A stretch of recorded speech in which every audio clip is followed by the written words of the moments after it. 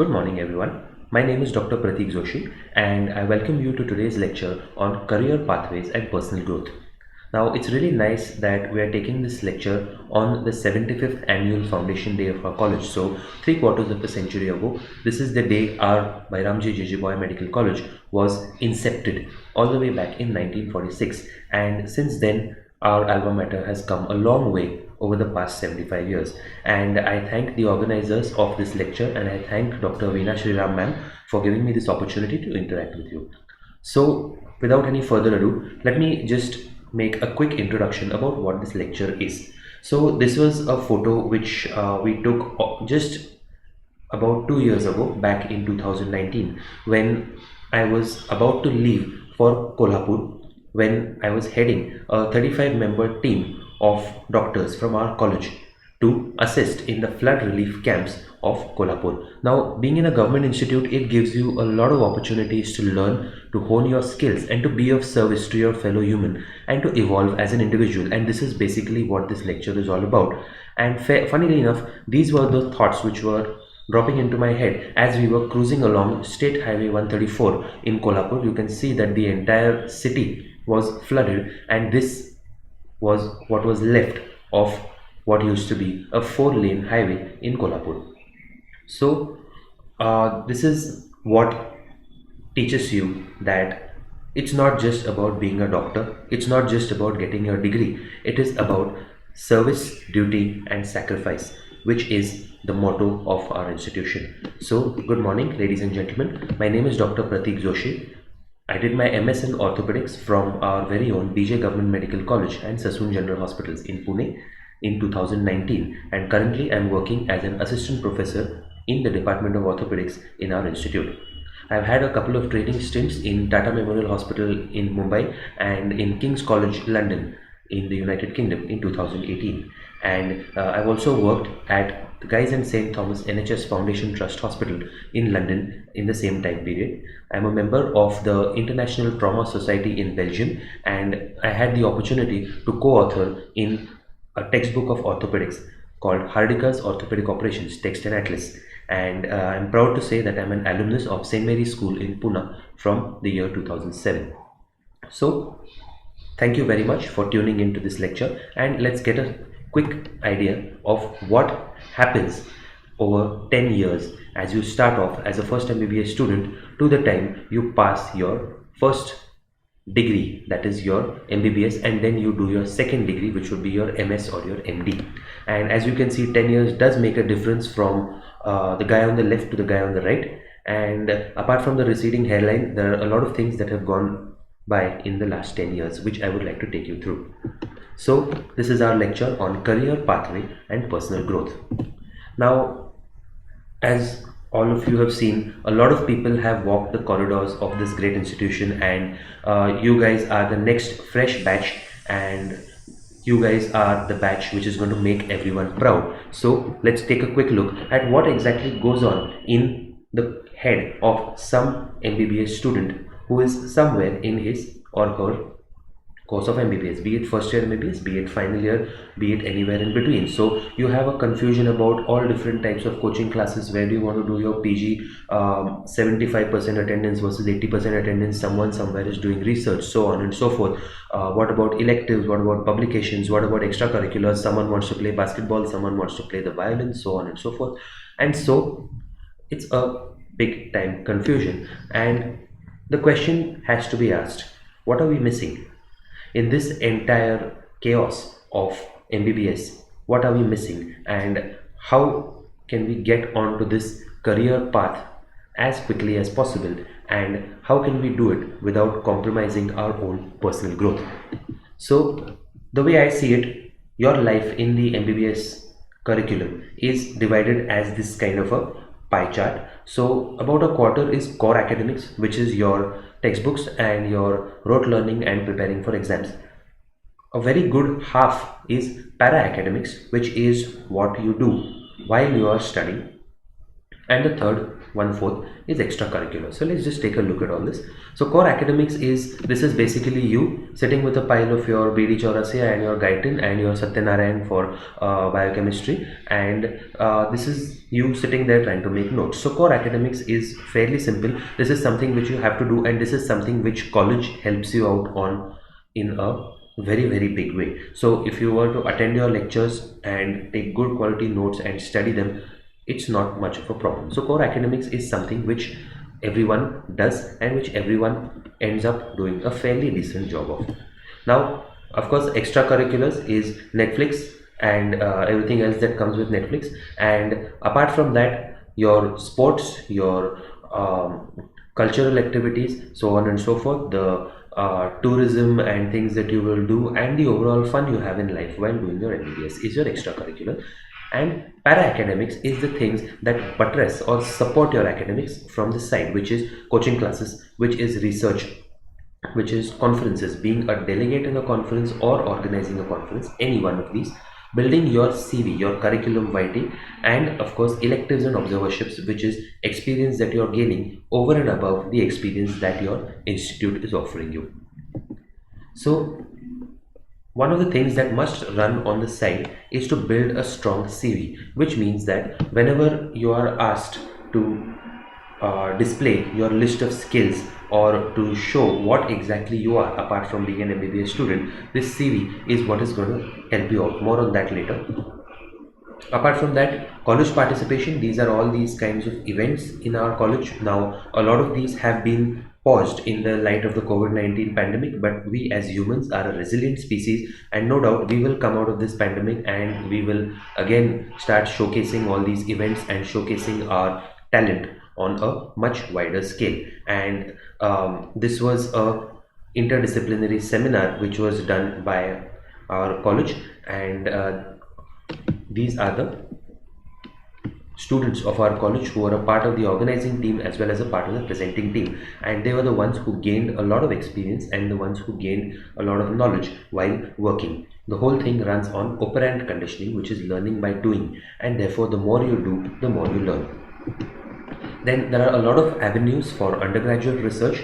So you have your Indian Council of Medical Research, which is the prime research body for our country, and it is the ICMR which is giving a lot of projects and a lot of grants for funding for the undergraduate students, and therefore it is actually quite a nice idea to engage yourself in an ICMR medical research project in your second year or your third year. Of course, there are other bodies which are also giving this kind of a research and their funding. So one is our parent university, which is the Maharashtra University of Health Sciences in Nashik, which will be giving you your MUHS degree. And also there are WHO and WHO subsidiaries all over the country which also encourage and fund this kind of a research.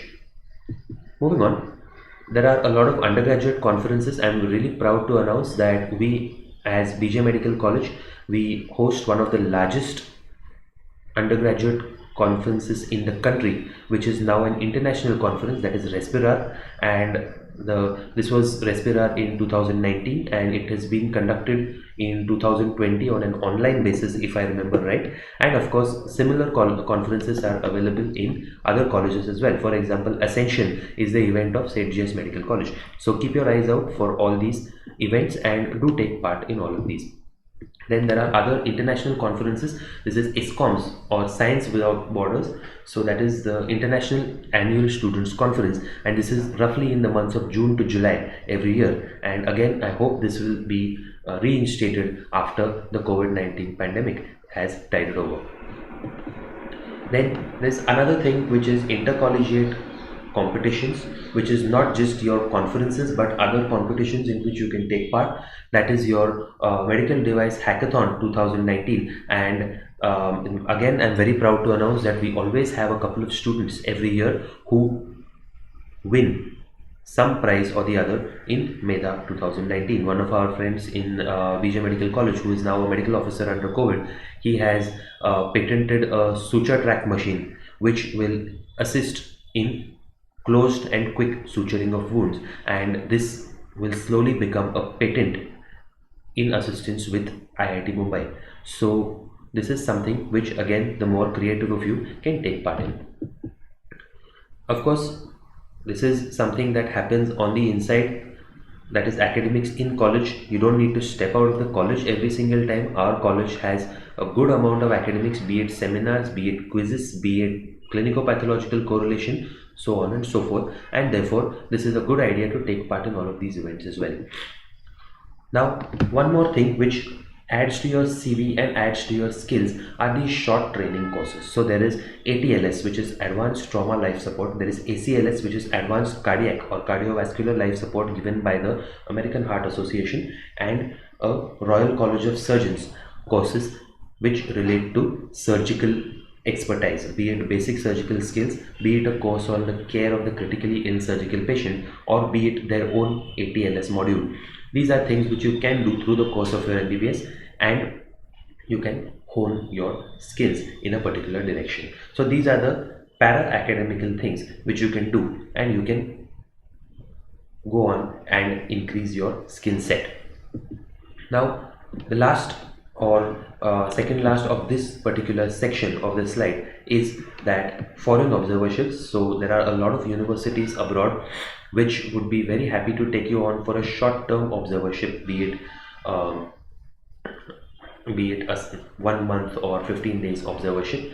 These are paid observerships, but the prices of these observerships are not very exorbitant, and if you have a holiday or if you have some time to spare in between your curriculum, you can always go for a quick observership. In BJ Medical College, we have a tie-up with Johns Hopkins University in the United States of America, and we have a couple of tie-ups with other foreign universities, and this is something which the student section can help you out with, and you can always go and learn for say 15 days or a month. This is something which will expand your horizons, it will broaden your perspective, and it will give you an idea of what is going on in the world around you.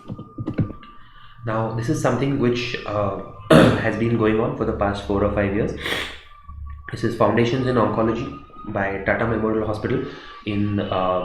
This is where I did my first observership in Tata Memorial Hospital in Mumbai, and subsequently I was selected to move on to another 1-month course at Guy's and St. Thomas NHS Foundation Trust Hospital in London. So this is another excellent opportunity, and I really encourage that all the students from our college should apply for this. They have a selection criteria, and they have a 15 days course in Mumbai, followed by which there's an interview, and you can go ahead if you're selected in the interview to the observership abroad. And this is an excellent training opportunity, and it widens your horizon in the field of oncology, which is a very rapid upcoming science, and therefore this is something which you should really go ahead for. So this is another of these avenues, and this was our team BJGMC at Foundations in Oncology 2018. As you can see, we had sent up a good 9 people, and 2 of us also went ahead and got selected for London, and we had an excellent learning opportunity in Mumbai as well as in London. So please try for this. This is something else which you can do, and it will not only push you ahead on your career path, but also it will help you in your personal growth, because you end up making more friends, you end up talking to people, you end up networking and socializing outside the closed circle of your own college, and it is always good to have a wider social circle. And this is something which you have to do. You have to talk to people, you have to be in touch with people from across the country. With today's age of social media, it is very easy to be in touch with your contemporaries and your seniors across the country from various medical colleges, and therefore you must make the most of this technology which you have with you. Now the question is, this is what happens till you are MBBS, and the question is, what do you do after MBBS? Not everyone wants to become like this guy. Some of you do, some of you don't, but the question is, what exactly are we supposed to do, and where does that career pathway take you? So as you are closing your crossroads and you are approaching the end of your MBBS, your first question is, do you want to do post-graduation or not? Now, vast majority of people do want to do post-graduation, but there are some who are unsure or some who don't. Now, for those who want to do post-graduation, there are 3 lines you can go into. Research line. So after MBBS, you can always do your PG in some of the basic sciences, and then go on to your PhD and dedicate your career to research and expanding of knowledge. If you feel that you are more of an administrative kind of person and you would like to go into a government job, or you would like to go into legal or administrative services, then after MBBS you are also eligible to give your LLB, you are eligible to give your MBA, and of course you are eligible to give your services exams, which is your IAS, IRS, so on and so forth, the central government services, which is something which you can try. And if you are interested in a clinical PG, you have a lot of options in front of you. You can do your Indian PG, you can do the United States Medical Licentiation Examination, which is USMLE. You can go to do your PLAB, Professional Linguistics Board PLAB examination, which gives you Europe. You can which gives you UK. You can also apply to Europe, Australia, New Zealand, and of course you can apply for a service commission in the armed forces. So moving on, if you are either not interested in doing your PG or you are unsure, then first and foremost, most of us are bonded candidates with the government of Maharashtra. So bond is an option, so that guarantees you a year of employment after you finish your MBBS.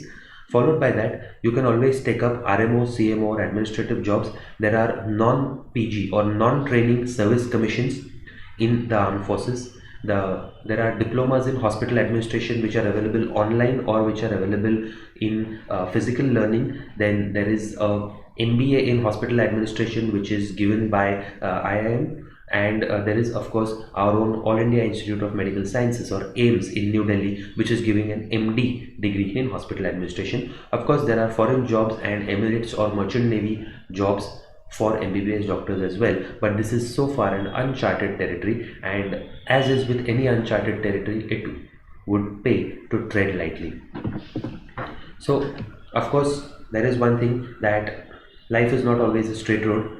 You can always have permutations and combinations, and you can always take a different turn at any stage in life, and therefore please remember that no decision that you take is irreversible, or no decision that you take is something which will permanently alter the course of your life. There are always turns and there are always detours which you can take until you find what makes you happy.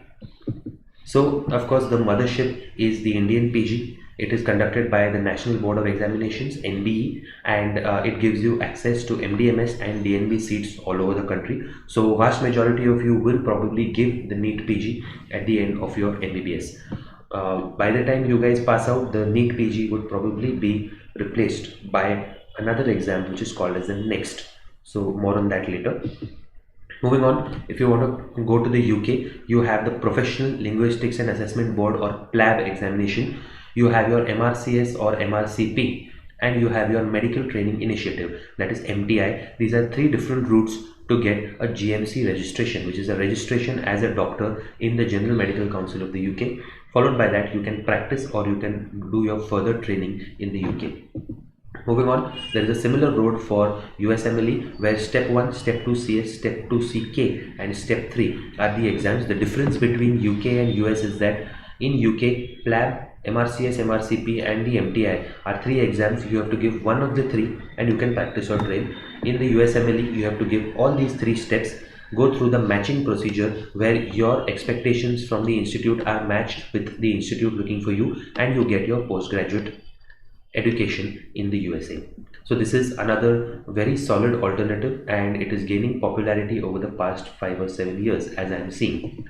Now I will be emailing a copy of this PowerPoint to your batch representative, and therefore these links will be working. Now Germany is an upcoming nation where a lot of friends of mine are working as MBBS or masters doctors, and it is a good condition country with a good amount of payment, and the only problem is that the language requirement is a little stringent, but it is an option which can be exercised after you continue your MBBS.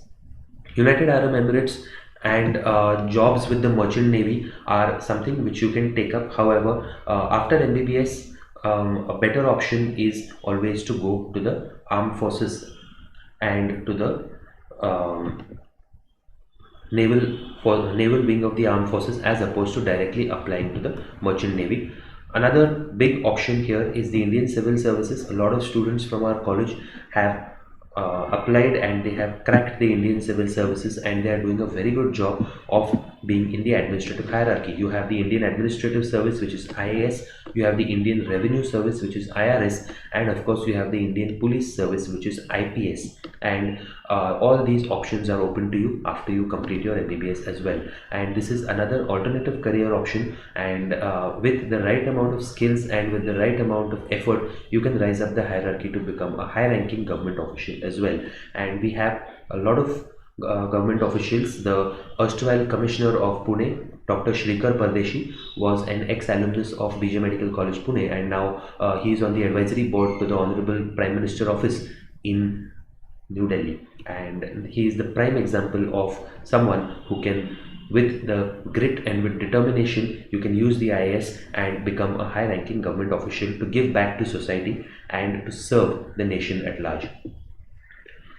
There are always careers in the armed forces, and it is a very glamorous career, no doubt, but it has its own types of difficulty. It is based on physical endurance, it is based on mental endurance, and it is probably one of the bravest and one of the most daring things that you can do to serve your country while you're working as a doctor in the armed forces. And armed forces short and long commission jobs are also available to MBBS graduates from any medical college across the country, and this is another career option which you can talk about. Careers in management, whenever people talk about MBA, for some reason I think of Chetan Bhagat, but no doubt MBA, especially in hospital administration, MBA in public relations, MBA in human resources, these are things which are available to MBBS doctors, and you have to sit the CAT examination in order to get that particular seat. But after you complete your MBA, again you have the HR and the marketing side jobs of all these corporate hospitals which are open to you. So that is an option again which can be considered. And finally, all of these boil down to what is not on your CV, which means that your CV will have your MBBS degree, it will have your professional achievements, it will have the number of courses you have done, so on and so forth. But what is not on your CV, and this is what is meant, ladies and gentlemen, by personal growth. This is what is meant by developing yourself or evolving yourself as an individual when you study in this college, and this is what you will learn when you follow the ideals of your teachers and follow your role models throughout the course of your MBBS career. So professionalism, punctuality, ethics, courtesy and respect, not just to each other but to your seniors, but to the patient to whom you will be working on, communication, patient counseling and empathy, and finally the human factor, which means that at the end of all this, we are still human beings. Human beings can make mistakes, and the hallmark of the human being is not being perfect, but the ability to accept your mistake, learn from it and move on. And these are things which are not on my CV, these are things which are not on anyone's CV, but these are things which we must strive to develop as we grow up from 12th standard students to fully qualified doctors. And this is where you must follow the ideals of your teachers in front of you, and you will develop or evolve into a near perfect human being. So this was all about career pathway and personal growth. The reason that career pathway and personal growth should be taken together is because finally life is what happens while you're busy making plans for what life has in store for you. And therefore, what exactly is the purpose of this life? What is this life if full of care? We have no time to stand and stare. And so not only is all this important, but you must pay attention to your relaxation, you must pay attention to your meditation and to maintaining stability and peace of mind. So all in all, it's been a great time interacting with you people, and every day is a beautiful day to save lives. It just doesn't have to be today or tomorrow. If you love your job and if you enjoy what you are doing, every day is a beautiful day to save lives. So thank you very much, and I hope you enjoyed this talk as much as I enjoyed interacting with you people. And my name is Dr. Pratik Joshi, and these are my contact details. This is my contact email, and you can hit me up on social media if you have any sort of doubt or anything that you'd like to discuss. Thank you and have a nice day.